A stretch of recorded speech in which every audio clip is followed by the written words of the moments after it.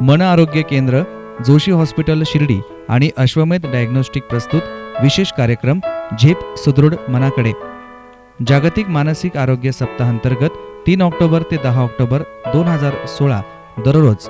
सहभाग सुप्रसिद्ध मनोविकार तज्ज्ञ डॉक्टर ओमकार प्रबोध जोशी. नमस्कार, मी डॉक्टर श्रुती धनेश्वर. S9च्या ह्या आगळ्यावेगळ्या कार्यक्रमामध्ये झेप सुदृढ मनाकडे यामध्ये तुमचं सर्वांचं पुनश्च एकदा स्वागत करते. मंडळी, काल आपण बघितलं की मानसिक आरोग्य म्हणजे काय, मग ते कसं होतं, मग त्याचे विकार कोणते किंवा त्यांची लक्षणं कशी आहेत, आणि त्या अनुषंगाने आपण यावर्षी जागतिक मानसिक आरोग्य सप्ताह साजरा करतोय. आणि यासाठी आपल्याकडे आहेत मार्गदर्शनासाठी डॉक्टर ओमकार जोशी सर. आपलं परत एकदा स्वागत. काल आपण वेगवेगळ्या विषयांवर की सायकेट्री म्हणजे काय, मनोविकार काय आहेत आणि ते कसे होतात वगैरे आपण सगळं काल गप्पा मारल्याच. तर तुम्ही काल म्हणाला होतात की आपण उद्याचा जो भाग आहे म्हणजे आज आपण डिप्रेशनवर बोलणार आहोत. बरोबर. पण मग आपण बऱ्याचदा हे ऐकतो की डिप्रेशन, की 10वीला नापास झाला डिप्रेशन आलं, किंवा काहीही झालं, म्हणजे अगदी छोट्या छोट्या घटनांनंतर डिप्रेशन यायचं प्रमाण मुलींनी नकार दिला डिप्रेशन आलं. अगदी बरोबर. तर मग हे डिप्रेशन म्हणजे नक्की डिप्रेशन आहे तरी काय? हो, फार महत्त्वाचा प्रश्न आहे खरं. बघ ना, डिप्रेशन आपण अगदी आजारापर्यंत नंतर जाऊयात. आपण बघ, अगदी संध्याकाळी पाऊस पडतोय, ढग आले आहेत आणि आपण बसलोय, तर आपल्या मनात मळभ दाटून येतं, आपल्याला उदास वाटत असतं. एक टिपिकल फेज असते बऱ्याच वेळा. म्हणजे तो जो उदासीनतेचा भाग आहे ना, हा आपल्याला बऱ्याच वेळा कधी ना कधी स्पर्शून गेलेला असतो. अगदी गुरुदत्तच्या प्यासामधली गाणी ऐकली किंवा काय मेरा सपना टूट गया वगैरे असं, किंवा कुठल्याही प्रकारच्या दिल ही टूट गया सारखी गाणी ऐकली की आपल्याला मनामध्ये कुठंतरी कसं ते भरून येतं. तर ती जी भावना आहे ना, त्याला आपण उदासीनतेची भावना असं म्हणूयात.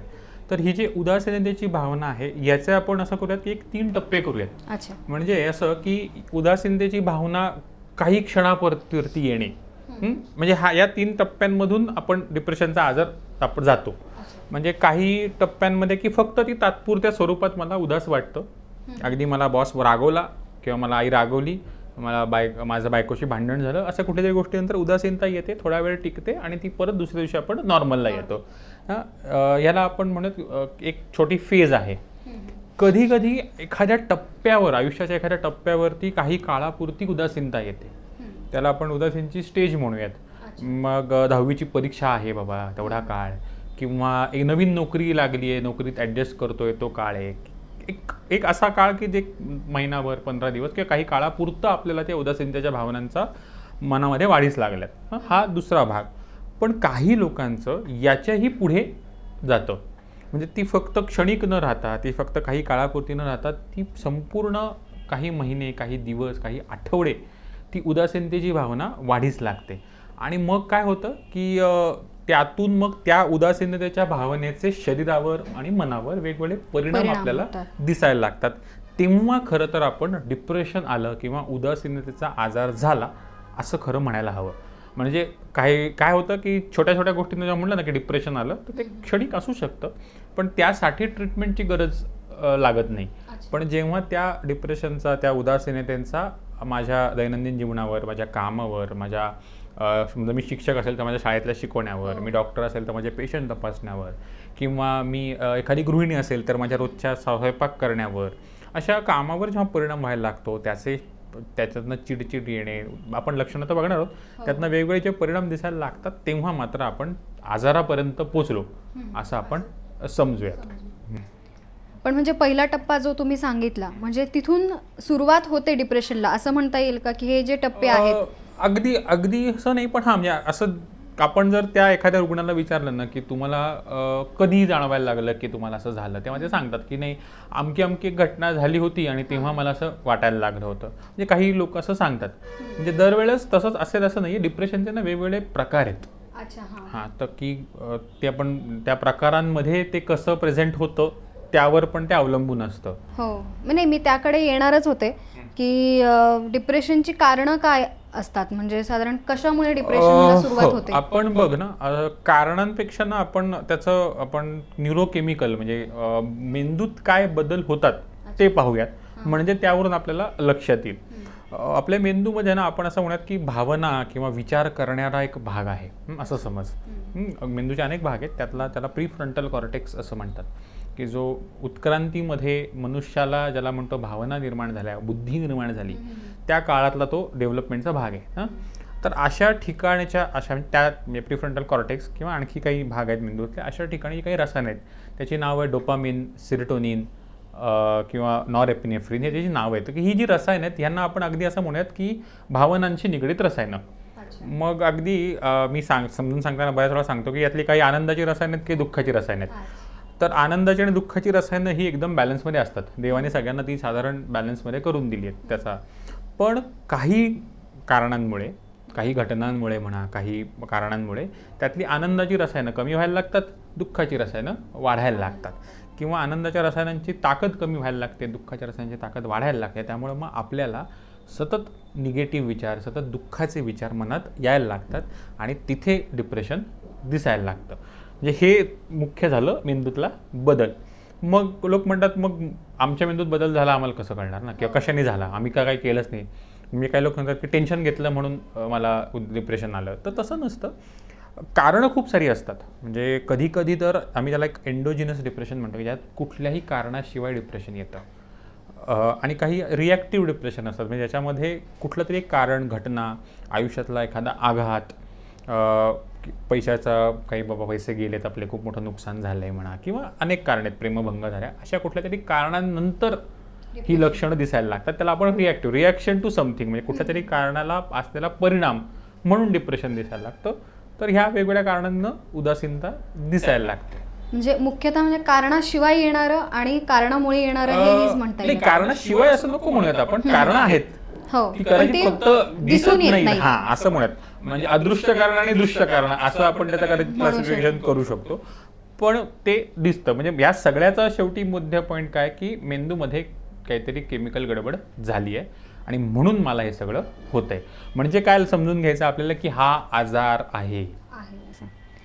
केमिकल गडबड झाली आहे म्हणजे त्याच्यावरून मला एक आठवलं, मुन्ना भाई MBBS मध्ये त्याचा डायलॉग होता, Chemical केमिकल लोचा. लोचा. बरोबर. म्हणजे हे त्याच संदर्भात अगदी असू त्या शकते. संदर्भात आपण बोलू शकतो की तो केमिकल लोचा आहे आणि त्यामुळं आता आपल्याला डिप्रेशनचा त्रास जाणवायला लागला, त्याची लक्षणं आता दिसायला लागली. म्हणजे व्यक्तिशः ती लक्षणं केमिकल ह्या इम्बॅलन्समुळे दिसायला अगदी सुरुवात बरोबर. होते. मग ती लक्षणं काय असू शकतात, तर अगदी बघा, मला उदास वाटणे, म्हणजे आपण जर विचारलं की काय बाबा तुम्हाला, मला खूप उदास वाटतं, मला खूप निराश वाटतं, मला माझ्या रोजच्या कामात मन लागत नाही, मला सतत नकारात्मक विचार मनात येतात, झोप, फार लोकांना झोपेचा प्रॉब्लेम येतो. म्हणजे अनेक लोक ज्यांची झोपच नाहीशी होते. काही प्रकारच्या डिप्रेशनमध्ये झोप वाढते, म्हणजे सतत झोपावंसं वाटतं, खूप आळसच येतो, झोपावंसं वाटतं, भूक मंदावते, वजन कमी होतं, बऱ्याच वेळा आत्महत्येचे विचार मनात यायला लागतात. म्हणजे हे फार कॉमनली होतं, की असं वाटतं की माझ्या जगण्यात काही अर्थच नाही आणि मी मरून गेलं तर बरं होईल, किंवा आपण आपल्या जीवनात आता काहीच करू शकत नाही आणि आपण आपलं जीवन संपवलं तर बरं होईल, अशा प्रकारचे विचार निर्माण व्हायला लागतात. आणि मग यातनं काही वेळा टोकाचं पाऊल उचललं जातं. म्हणजे ही जी तुम्ही लक्षणं सांगितली, पण ही लक्षणं ओळखायची कशी? म्हणजे कुणाला डिप्रेशन आलंय, कुणाला नाही? तुम्ही सांगितलं त्याचे टप्पे आहेत, पण तरी एक सर्वसामान्य माणूस आहे, जे आपण प्रथम उपचार म्हणतो, जो मानस मित्र आपण म्हटलं, की मग ते ओळखायचं कसं? म्हणजे बघ ना, कसं इंटरॅक्शन करता येईल? खरं तर ना, डिप्रेशन सारख्या आजारांमध्ये कधी कधी स्वतःलाच ओळखता येतं की आपण तिथे आहोत. म्हणजे बघ, मला स्वतःला अगदी माझा बॉस रागवला आणि मी चिडलो आणि मग मी शांत झालो आणि हे 1 तास 2 तासात झालं, असं जर होत असेल तर ठीक आहे. पण माझा बॉस रागवला आणि मी महिनाभर चिडलेलोच आहे, महिनाभर मला झोपच लागत नाही आहे, महिनाभर मला जेवणच जात नाही आहे, म्हणजे कुठेतरी काहीतरी गडबड आहे. म्हणजे जे मी असं समज की 6 महिन्यापूर्वी मला पिक्चर बघायला खूप आवडायचं, मला गाणी गायला खूप आवडायचं, मला लोकांमध्ये मिसळायला खूप आवडायचं, आणि मग आता मला हल्ली असं वाटतं की कोणात जाऊच नाही, कोणात मिसळू नये, एकटं बसावं, जीवूच नाही. पिक्चर माझा आवडत्या हिरोचा आवडता पिक्चर लागला आहे पण मला त्याला जावंसं वाटत नाही. म्हणजे माझ्यामध्ये काहीतरी बदल झाला आहे. माझ्या रुटीनमध्ये माझ्या माझ्या भावनांमध्ये काहीतरी बदल झाला आहे, मला सतत चिडचिड जाणवते आहे, सतत कोणाला तरी मारावंसं वाटतंय, स्वतःला मारावंसं वाटतंय, होतं ना असं होतं. तर मग ही जेव्हा लक्षणं जाणवायला लागतात आणि ती सतत जाणवतात, म्हणजे ती फक्त सकाळीच जाणवतात का नाही, ते सकाळी जाणवतात, दुपारी जाणवतात, रात्री ती कंटिन्युअसली ती जाणवत आहे, तेव्हा मला कुठेतरी असं स्वतःला तपासून घेतलं पाहिजे.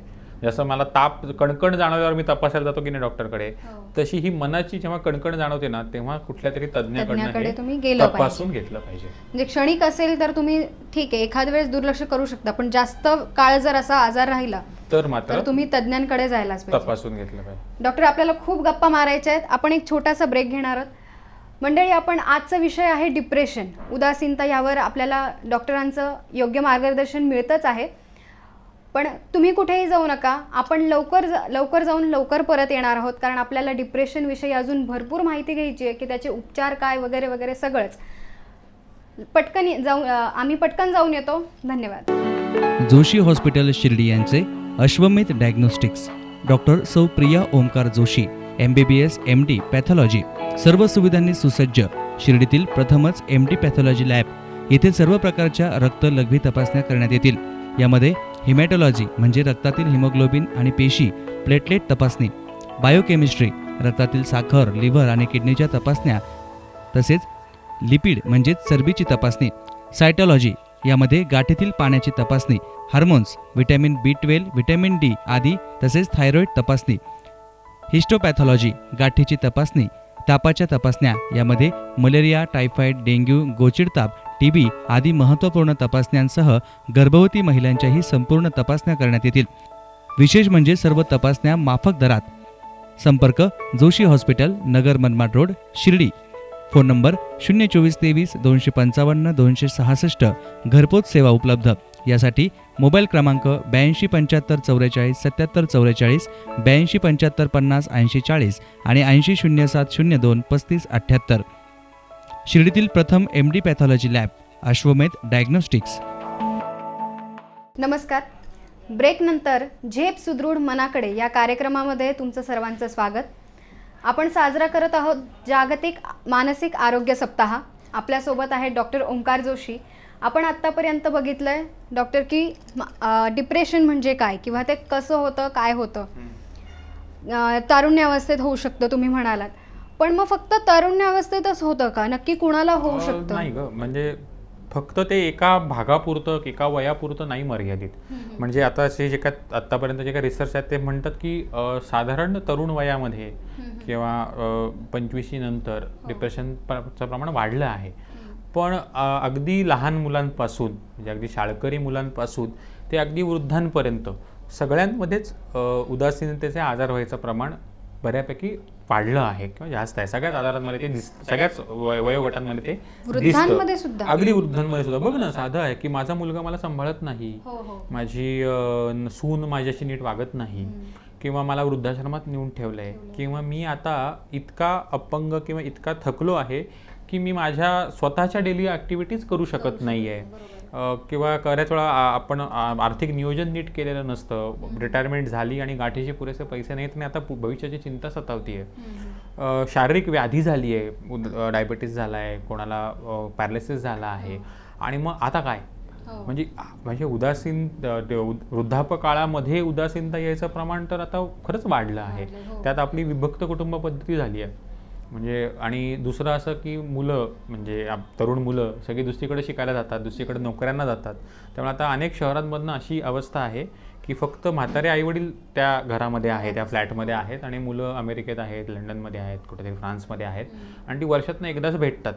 जरी फोन असेल तरी तो जो आनंद आहे भेटण्याचा तो नाही आहे. त्यामुळं उदासीनतेचं प्रमाण ह्या लोकांमध्ये खूप वाढलं आहे. तर ते आणि जाणवण्या इतपत वाढले, आणि अशी लोक आता ट्रीटमेंटला यायला लागलेत. अच्छा. आणि तुम्ही म्हणाला की तरुणांपासून म्हणजे लहान मुलांपासून ते वृद्धांपर्यंत, पण मग लहान मुलांमध्ये कसं काय उदासीनता येऊ शकते? बघ ना, आता लहान मुलांमध्ये उदासीनता यायला कारण म्हणजे ते मुलांमध्ये असतंच, बऱ्याच वेळा पालक असतात.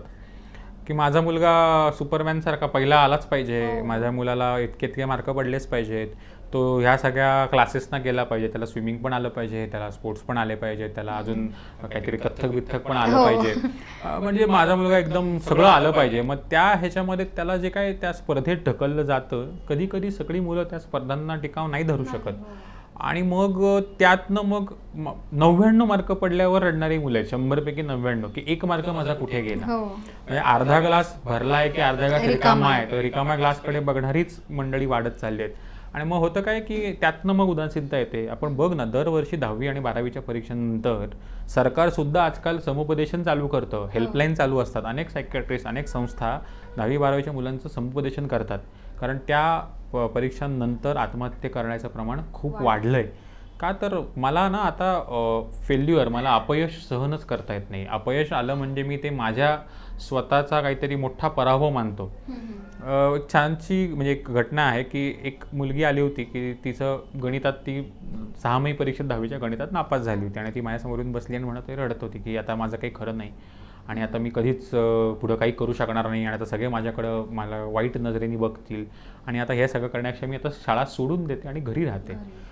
तर मी तिला विचारलं की का गं, तू इतकी वर्षात तुझा काय नंबर होता? म्हणे मी दरवर्षी पहिली यायचे, 9वीपर्यंत मी सगळ्यात पहिली होते, यावेळेस परीक्षेच्या आधी मी आजारी होते आणि मग म्हणून मला नाही बाबा मार्क पडले आणि एका पेपरमध्ये ती नापास झाली होती. मग आम्ही हिशोब करायला सुरुवात केली की ती 10 वर्षामध्ये आपण धरूयात की दरवर्षी तू 10 पेपर दिली. मग 10 वर्षात 10 म्हणजे साधारण तिने 100 परीक्षा दिल्या असतील आणि 100 परीक्षांपैकी ती एका वर्षातल्या एका 6माहीच्या एका पेपरमध्ये नापास झाली होती. म्हणजे 99 वेळा ती पास झाली होती किंवा 99 वेळा ती पहिली आली होती हे ती विसरत होती. आणि फक्त एकदा मी नापास झाले म्हणजे ते माझ्या आयुष्यावर बसलेली फुली आहे किंवा माझ्या आयुष्याला कोणीतरी 0 मार्क दिलेत असं खरं तर बघायचं काही कारण नाही आहे. खरं तर नापास झालेले अनेक मंडळी नंतर खूप मोठी झाल्याची उदाहरणं आपल्याकडे आहेत. आणि दुसरं असं की ना, एका विषयात किंवा एखाद्या सब्जेक्टमध्ये किंवा मे बी ड्रॉइंगमध्ये मी नापास झाले किंवा मी कुठल्या तरी एका गणितात नापास झाले म्हणजे मी बाकी सगळ्या विषयांमध्ये काहीच करू शकत नाही का? असं नाही आहे.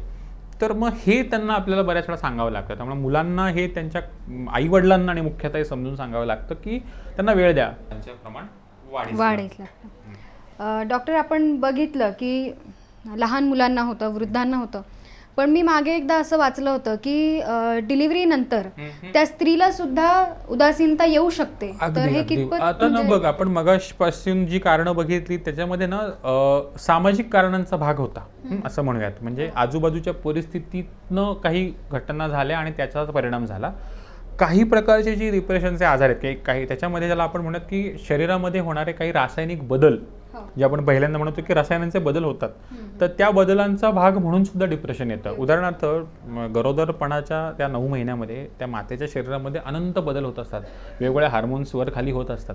त्यातल्या काहींचा परिणाम म्हणून डिलिव्हरीच्या काळात डिप्रेशन येऊ शकतं, बाळ जन्माला आल्यानंतर येऊ शकतं. काही वेळा सीझर झालेलं असतं, त्या आईला खूप दुखत असतं, बाळाला नीट पाजता येत नाही, दूध नीट पाजता येत नाही किंवा बाळाची नीट काळजी घेता येत नाही, आजूबाजूचे प्रेशर्स खूप असतात. आणि मग त्या एखादी वर्किंग वुमन असते, काम करणारी स्त्री असते, ती शिक्षिका असते, ती डॉक्टर असते आणि ती मग 6 महिने 8 महिने तिला त्या बाळासाठी घरी राहावं लागतं. त्या सगळ्यातनं येणारा जो काही ताण आहे त्याचा परिणाम मग डिप्रेशनमध्ये होऊ शकतो. आणि अशा घटना मी पाहिल्यात की त्यातनं स्वतःचा किंवा बाळाच्या आयुष्याचं काहीतरी बरं वाईट करण्याच्या घटनासुद्धा आता झाल्यात. त्यामुळे आम्ही खूप वेळा सांगतो की छोटीशी घटना म्हणजे एखादा आत्महत्येचा प्रयत्न समजा दिसला तुम्हाला, तर तो असा लाईटली घेऊ नका, तो एकदम असा निग्लेक्ट करू नका. त्यातनं आपल्याला पुढची एखादी वाईट घटना थांबवता येऊ शकते. अगदी बरोबर. नक्कीच. म्हणजे जसे मानसिक रोगांमध्ये ह्या डिप्रेशनमध्ये शरीराला हानी करून घेतात लोक, पण मग मागच्या भागामध्ये आपण म्हटलं होतो की शरीरासोबतच शारीरिक काही आजार झाले की त्याचा परिणाम मनावर होतो, त्यामुळे मानसिक आजार सुरू होऊ शकतात. ठीक आहे, पण तसंच जर सपोज मानसिक आजार सुरू झालेले असेल तर त्याचा परिणाम शरीरांवर डिप्रेशनच्या बाबतीत अगं बघ ना, अगदी होतोच. म्हणजे मनाच्या मनावर होतो, बरोबर परिणाम होतो. बघ तू, आपण काही लोकांना ना खूप पित्त होतं हं?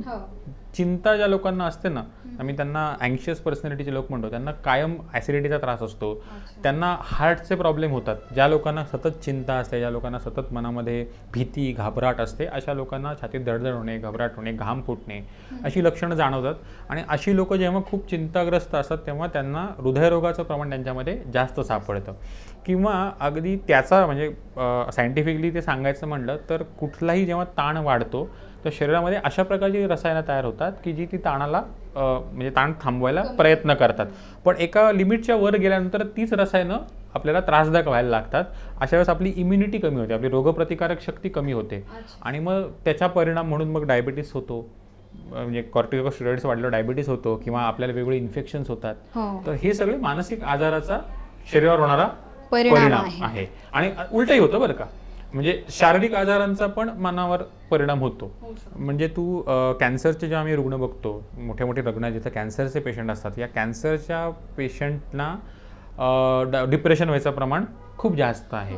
कारण त्यांच्या शरीरामध्ये ती जी काय गाठ आहे, ती जी काय ट्रीटमेंट आहे त्याचा परिणाम होतो. किंवा आपल्याकडे एखाद्याला समजा असं सांगितलं गेलं की तुला ना मोठा आजार झाला आहे, की तुझा पाय कापायला लागणार आहे, किंवा तुला आता पॅरालिसिस झाला आहे, किंवा तुला आता हृदयरोग झाला आहे, असं जी त्याला आपण म्हणतो की मोठा काहीतरी आजार सांगतो, त्या क्षणाला जो धक्का बसतो त्यानंतर सुद्धा त्याला मी ॲडजस्टमेंट डिसऑर्डर म्हणतो, की त्या धक्क्यातनं सावरायला वेळ लागतो आणि मग त्यांना पण उदासीनतेचा त्रास होऊ शकतो. अगदी बरोबर. अच्छा, म्हणजे उदासीनतेचा जो त्रास आहे तो शारीरिक कोणत्याही व्याधीने होऊ शकतो. पण साधारण आपण बघतो की आपण पुढे अजून बरेच प्रश्न घेणारच आहोत. पण एक मला जाता जाता एक प्रश्न असा विचारायचा आहे की एखादा पेशंट जर आला तर आणि सांगितलं की मला असा त्रास होतोय, तर लक्षणांवरून तुमच्या लक्षात येतं की हा उदास आहे. पण मग जसं आपण शारीरिक व्याधींना कुठे गेलो की ठीक आहे तुम्ही ब्लडच्या तपासण्या करा, सोनोग्राफी करा, एक्सरे करा, अशा आपण तपासण्या करतो. तर मग तसं मानसिक आजारांवर काही तपासण्या आहेत. मानसिक आजारांवर खूप साऱ्या तपासण्या आहेत. त्याला आम्ही काही ठिकाणी सायकोमेट्रिक टेस्ट असं म्हणतो. म्हणजे काही अशा टेस्ट आहेत याच्यामधनं रुग्णाच्या मानसिक अवस्थेचा अंदाज येतो. आम्ही जे बोलतो त्याच्यातनं अंदाज येतो. आणि रक्ताच्या काही तपासण्या आहेत. म्हणजे मगाशी जे म्हणतो की शारीरिक आजारांमुळे तसं थायरॉईडचे आजार आहेत त्याच्यामध्ये डिप्रेशन येतं, व्हिटॅमिन B12 डेफिशियन्सी आहे त्याच्यामध्ये डिप्रेशन येतं, व्हिटॅमिन D डेफिशियन्सीमध्ये डिप्रेशन येतं, व्यसनांमुळे अल्कोहोल म्हणजे जे आहे दारूच्या आहारी गेलेल्या माणसाला सुद्धा उदासीनतेचा त्रास असू शकतो. हे सगळी बरीच आहेत घटना. या सगळ्यांचा परिणाम परत आपल्याला दिसतो. म्हणून या सगळ्यांच्या तपासण्या करणं पण गरजेचं असतं. अगदी पण गरज जेव्हा असेल तेव्हाच त्या केल्या पाहिजेत. नक्कीच. आपण कार्यक्रमामध्ये एक छोटासा ब्रेक घेऊया. तुम्ही कुठेही जाऊ नका, बघत राहा झेप सुदृढ मनाकडे S9 न्यूज चॅनलवर.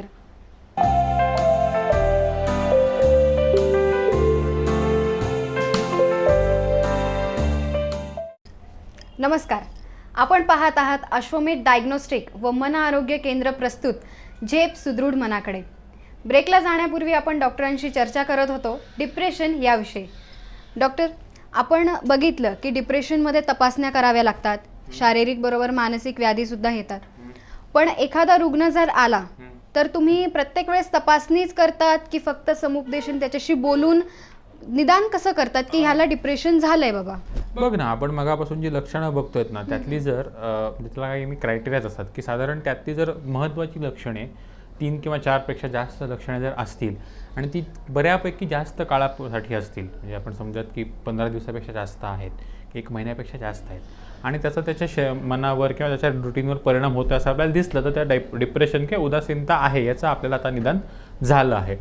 आता हे का झालं आहे यासाठी म्हणून आपण काही तपासण्या करतो. म्हणजे असं मगाशी म्हणालो की शरीरामधल्या काही घटक जर कमी असतील, थायरॉईडचा प्रॉब्लेम असेल, व्हिटॅमिन डेफिशियन्सी असेल, तर त्या तपासण्या जर आपल्याला असं वाटलं की त्या आहेत तर त्याची त्या अनुषंगाने तपासणी केली जाते. म्हणजे रक्ताच्या काही टेस्ट करायला लागतात.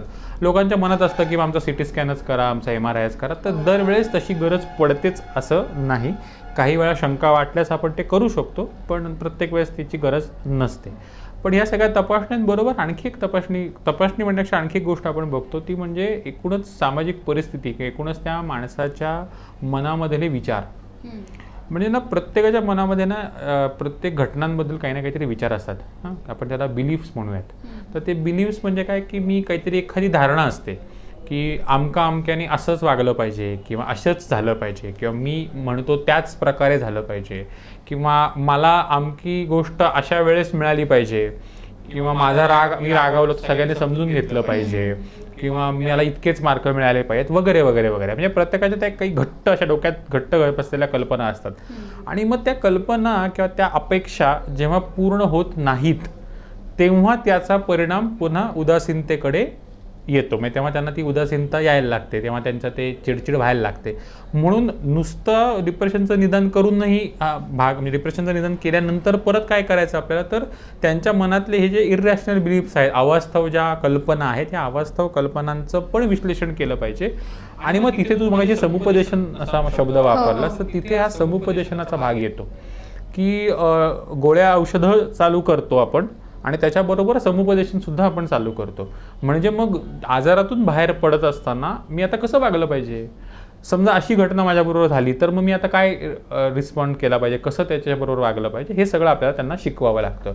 पण ते केव्हा, म्हणजे आपण परत एकदा मगाशी जसे डिप्रेशनचे टप्पे केले होते तसे टप्पे करूयात आजाराचे सुद्धा, की एक जेव्हा आपल्यासमोर रुग्ण आहे आणि आपल्या लक्षात आलं की त्याचा उदासीनतेचा आजार हा तीव्र स्वरूपाचा आहे किंवा मध्यम ते तीव्र स्वरूपाचा आहे असं आपल्या लक्षात आलं, तर त्या क्षणाला आपण समुपदेशन नाही करत. कारण म्हणजे अगदी असं म्हणूयात की शेत आहे आणि शेतामध्ये मशागतच झालेली नाही आणि आपण पीक लावलं तर काहीच येणार नाही. तसं जेव्हा उदासीनतेची तीव्रता जास्त आहे तेव्हा एखादी गोष्ट समजून सांगून असा परिणाम होत नाही. तेव्हा आपण पहिल्यांदा जी आपण मगाशी केमिकल इम्बॅलन्स म्हणालो, केमिकल लोचा म्हणालो, ती रसायनं आपण पुन्हा बाहेरून चालू करतो.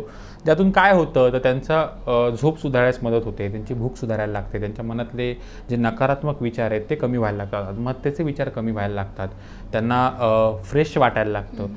हे जेव्हा सुरू होतं याला काही कालावधी जातो. म्हणजे मग लोक विचारतात की मग आम्ही आयुष्यभर औषधं घ्यायची का, तर तसं नाही आहे की प्रत्येक आजाराप्रमाणे ट्रीटमेंट बदलते. म्हणजे अगदी 6 महिन्यातही पूर्ण बरे झालेले लोक आहेत आणि काही लोकांना कदाचित जास्त वेळ लागलेला आहे, पण त्यात तो प्रत्येक रुग्णाप्रमाणे आजाराप्रमाणे ते बदलत जातं. तर मग ती औषधं घेऊन जेव्हा पेशंट जरा बरा व्हायला लागतो त्यानंतर आपण हे समुपदेशन, त्याला मग काउन्सिलर असतात, समुपदेशक असतात, त्यांच्या सोबतीने आपण हे चालू करतो. आणि मग त्यांना त्यांच्या दैनंदिन जीवनामध्ये त्यांनी काय सुधारणा केल्या पाहिजे, स्वतःमध्ये काय बदल केला पाहिजे. नेहमी असतं ना, तुम्ही बदला, माझ्या सासूनी बदलावं, माझ्या नवऱ्यानी बदलावं, माझ्या आईनी बदलावं किंवा माझ्या मुलांनी बदलावं, म्हणजे तुम्ही बदला, मी नाही बदलणार. तर तसं न करता माझ्यात काय बदल केल्याने मला यातनं बाहेर पडता येईल किंवा मला याचा फायदा होईल हे शिकवलं जातं. नक्कीच. म्हणजे समुपदेशन हा एक उपचार हो, अतिशय महत्त्वाची आणि अतिशय शास्त्रोक्त उपचार पद्धती आहे. लोकांना काय वाटतं आम्हाला काउन्सिलिंग करा म्हणजे काहीतरी गप्पा मारायच्या, तसं नाही आहे. त्याचे सेशन्स असतात, त्याचा एक स्ट्रक्चर आहे, त्याची एक व्यवस्थित बैठक मांडणी आहे आणि ती कोणाला कुठल्या प्रकारची समुपदेशनाची उपचार पद्धती करायची आहे, कुठली थेरपी वापरायची आहे, त्याचाही एक काही आडाखे आहेत. तर हे सगळं करूनच आपल्याला करायचं असतं. पण परत त्यावेळेस औषधांचं महत्त्व कमी धरून चालत नाही. म्हणजे मग औषधं दिली पाहिजेत, औषधं व्यवस्थित घेतली पाहिजेत, तरच या सगळ्याचा एकत्रित फायदा दिसून येतो. अच्छा. म्हणजे उदासीनता जो आजार आहे, मानसिक आजार आहे, त्यासाठी उपचार पद्धतीमध्ये औषधोपचार घ्यावे लागतात आणि समुपदेशन पण करावं लागतं. काही वेळा बघ, आता जसं आपण म्हणतो की प्रत्येक आजाराची पातळी असते. म्हणजे आपण शारीरिक आजारांचं बघतो की बघ, काही लोकांना समजा आपण डायबिटीसचं उदाहरण घेतलं तर काही लोकांना डायबिटीस असतो पण ते भरपूर साखरही खातात आणि मस्त जगतात, त्यांना काही फरक नाही पडत, म्हणजे त्यांना काही त्रास होत नाही. पण त्याचबरोबर काही डायबिटीसचे लोक असे असतात की ज्यांनी व्यवस्थित पथ्य पाळली आहेत, व्यवस्थित गोळ्या औषधं घेतल्यात, पण तरी त्यांचा पाय कापायला लागतो. म्हणजे त्यांचं शरीर त्या आजाराशी कसं रिॲक्ट करतं त्याच्यावर पण ते अवलंबून असतं. तसंच अगदी आपण उदासीनतेचं बघूयात की काही लोकांना औषधोपचारांनी छान, म्हणजे फक्त समुपदेशनाने छान फरक पडतो, काही लोकांना औषधोपचारांनी फरक पडतो, पण काही लोकांच्या बाबतीत ती तीव्रता जास्त असू शकते.